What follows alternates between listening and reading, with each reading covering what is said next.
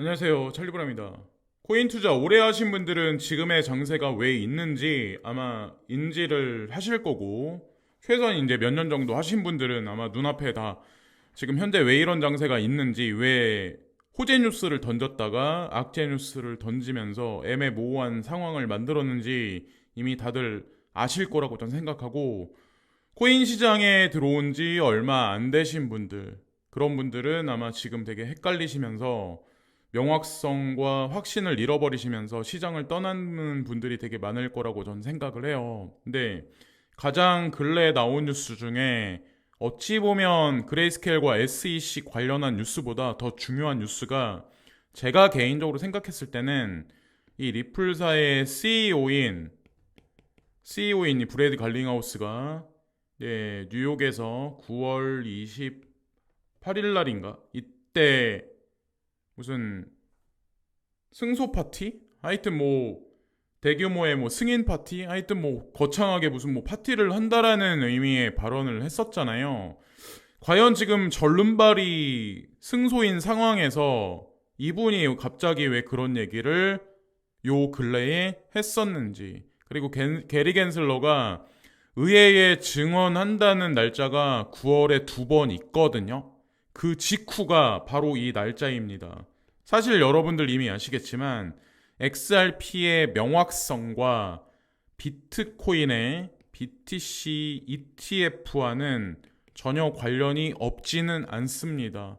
저는 뭔가 관련이 있지 않나라는 생각을 이제 하게 됐어요. 이거는 뭐 제 개인 생각이긴 하지만 어쨌건 그냥 던지는 얘기는 아닐 거라고 이제 이 날짜가 좀 중요하다는 생각을 하나 하게 됐고, 또 하나는 근데 이런 게 있어요. 가장 위험한 게 뭐냐면, 뭐 이게 이제 이렇게 보시는 분들이 되게 많으시겠지만, 미중 관계를 그냥 흑백 논리로만 보시는 분들이 개 중에는 되게 많아요. 근데 제가 어쩌면 미중은 자웅동체일 수도 있고, 세계 금융시장을 움직이는 글로벌 리스트 입장에서는 뭐 어쩔 때는 미국, 어쩔 때는 중국, 여기서 이제 오가면서 그들의 유리한 쪽으로 이제 방향을 트는데, 보시면은 8월 23일 날 나온 뉴스거든요.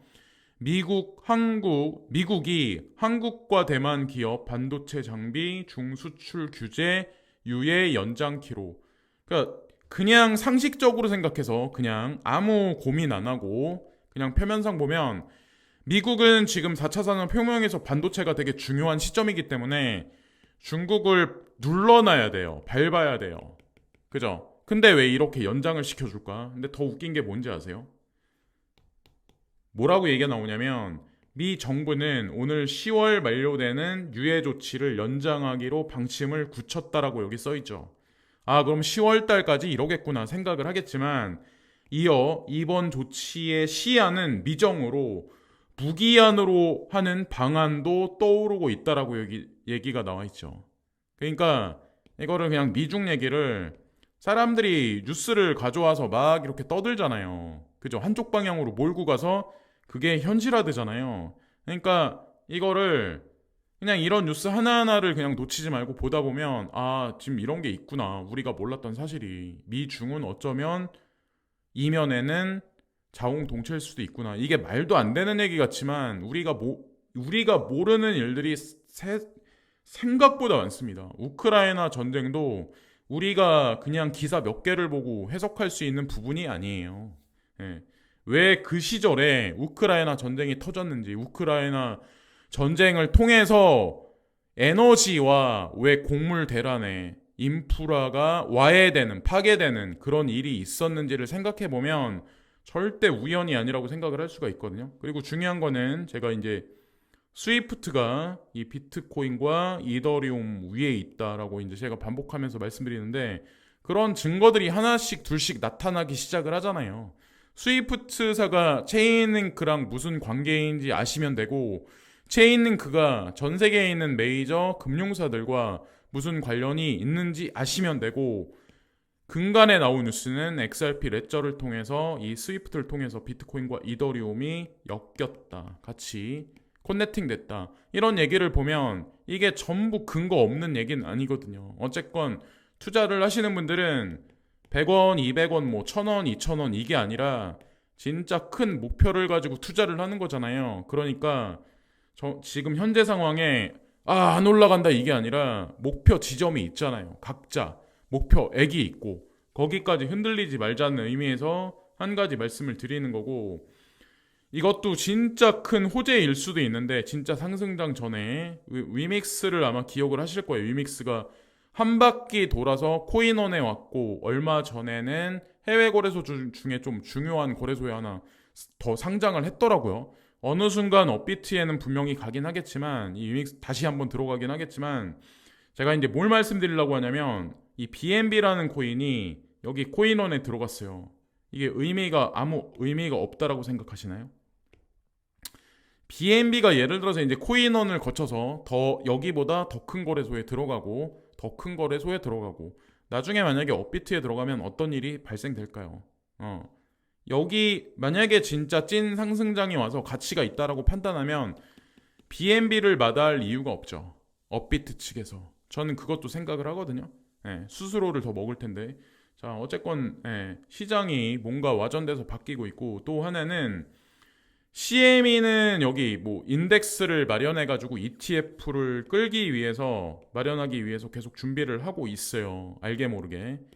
1252도 이 가상자산 시장에 관심이 되게 많습니다. CME도 그렇고 1252도 그렇고, 여기 근데 보면 CF 벤치마크 투 뭐 런치 에이펙 비트코인이라고 여기 써놨는데, 원래 기존에는 미국 거래소 위주로 인덱스를 짜맞춘 게 있었는데 동아시아 거를 비트코인 인덱스를 CME에다가 끌어다 붙였어요.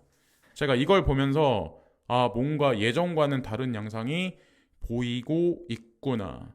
그러니까 월가의 금융의 자본이 어쩌면 동아시아에 우회적으로 진입하는 연결 구도를 한 가지 더 가지치기를 한 게 아닐까라는 생각을 이 기사를 보면서 이제 하게 됐고, 또 이 기사는 FTX는 뭐 갤럭시를 통해 수십억 달러의 암호화폐를 판매, 스테이킹 및 해지합니다라고 여기 써 있는데, 이 기사 하나가 사실 의미하는 바가 FTX 2.0의 구현, FTX 1.0의 정리와 관련돼 있다라고 저는 생각하거든요. 만약에 그냥 FTX 2.0이 구동을 안 한다면 이게 보세요. 그냥 판매라는 얘기밖에 안 나왔을 거예요. 근데 스테이킹과 해지까지 얘기 나온다는 의미는 사실은 관리를 하겠다는 의미거든요. 그리고 솔라나에 관해서 너무 악재 기사보다 호재 뉴스를 하나하나 던져준다는 의미는 사실 FTX 2.0에 관해서도 미리 짐작을 할 수가 있거든요. 그런 관점으로 좀 보시면 어떨까라는 생각을 이제 이 기사를 보면서 이제 하게 됐고, 이건 좀 중요한 뉴스인데 아마 아실 거예요. EDXM이라는 거래소 보시면 비트코인이 있고 ETH가 있고 BCH가 있고 LTC가 있습니다. 제가 항상 반복해서 말씀드리지만 우리는 비트코인하고 이더리움을 인정해. 근데 비트코인 캐시하고 라이트코인은 인정하지 않아. 그러나 그레이스케일 자산 운용사나 대부분의 거대 자산 운용사는 비트코인 캐시와 라이트코인을 인정해. EDXM은 특히나 월가의 거대 자본 금융 세력이 만들어낸 가상자산의 큰 이정표를 남긴 거래소입니다. 근데 여기 이 4개 코인이 딱 들어가 있어요. 우리는 인정을 안 하는데 이들은 인정한다. 이게 뭐를 의미할까요? 제가 항상 말씀드리지만 기준을 잡을 때 항상 이런 거대 세력의 기준을 잡아야지 개인의 근거 없는 피셜을 기준으로 잡으면 안 된다라고 제가 항상 말씀을 드렸던 것 같아요. 근데 이 EDXM이 보시면 이 커스터디를 여기다 맡깁니다. 앵커리지 디지털에다가. 그래서 제가 앵커리지 디지털에 관해서 조사를 해봤어요. 여기 보면 앵커리지 디지털에 또 나스닥 크립토 인덱스의 핵심 보관 기관으로 합류. 하다못해 나스닥 크립토도 인덱스도 앵커리지 디지털의 커스터디 서비스를 채용해서 사용하고 있습니다. 얼마나 거대한지는 아시겠죠? 이렇게 나스닥까지 개입돼서. 그리고 참고로 제가 나스닥은 보시면은 DCG의 투자자예요. 아주 오래전에. 이거를 사람들이 간과를 하더라고요. 그레이스케일 DCG의 자회사가 그레이스케일 자산 운용사고, 그러니까 장난을 쳐도 크게 치죠. 예, 장난을 쳐도 크게 쳐요. 그러니까 정체성은 사라지지 않아요. 예, 정체성은 절대로 사라지지 않습니다. 그냥 어쨌든 저쨌든 농간당한 뭐 대중 투자자들만 뭐 위믹스의 뒤통수 맞든 어떤 그런 결과가 있었던 거지, 정체성의 어떤 그 결론은 분명히 전 나올 거라 저는 생각하거든요. 나스닥도 참고로 이제 여러 개 크립토 인덱스가 있어요. 음. 어쨌든 이게 많은 의미를 내포하고 있고, 자, 그레이스케일 자산운용사 코인베이스는 DCG와 또 연결돼 있고, 그리고 서클사도 DCG와 연결돼 있고, 서클사는 코인베이스와 연결돼 있고, 이게 또 이렇게 연결돼 있습니다. 자, 어쨌건 그리고 얼마 전에 이제 페이팔 PYUSD라는 그 스테이블 코인 있잖아요. 그것도 사실은 암암리에, 그리고 피델리티하고 블랙락이 서클사하고 연결돼 있고, 자, 이런 구도를 보면 대충, 예, 복잡한 퍼즐 같지만 사실은 되게 간단해요.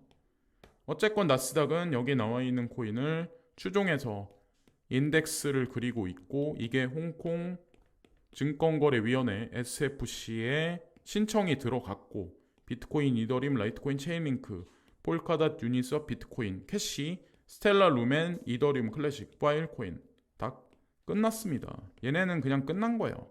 이게 그냥 여기서 끝났다는 의미가 아니라, 예, 그냥 아무 생각 없이 나스닥에서 이러진 않는다는 거죠. 제가 항상 그레이스케일만 말씀드리는데, 그레이스케일이랑 나스닥의 요 인덱스랑 같이 교차해서 보시면 더 아마 확신하실 수가 있을 거예요.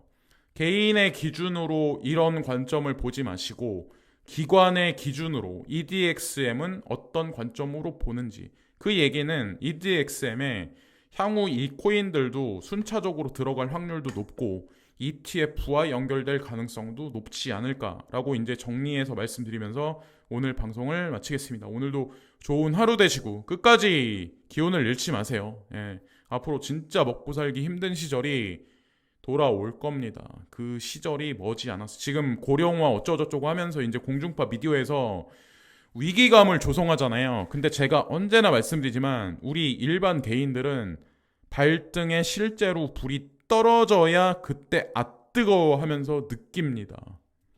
그러니까 준비되지 않은 사람들은 아마도 한 달 벌어 한 달 먹고 사는 시절이 아니라 한 달 벌어서 10일 먹고 사는 시절, 나머지 20일은 어떻게 해서든지 살아남기 위해서 수단과 방법을 안 가리는 사람들이 많이 나타나기 시작을 할 겁니다. 지금의 강력범죄보다 더 심한 범죄가 앞으로 점점 1년 1년 늘어가면서 점점 많이 늘어날 가능성이 저는 높다라고 생각을 하거든요. 자, 뭐 개인의 판단이에요. 마지막 판단 언제나 말씀드리지만 여기까지 말씀드리면서 오늘 방송을 마치겠습니다. 오늘도 좋은 하루 되세요. 감사합니다.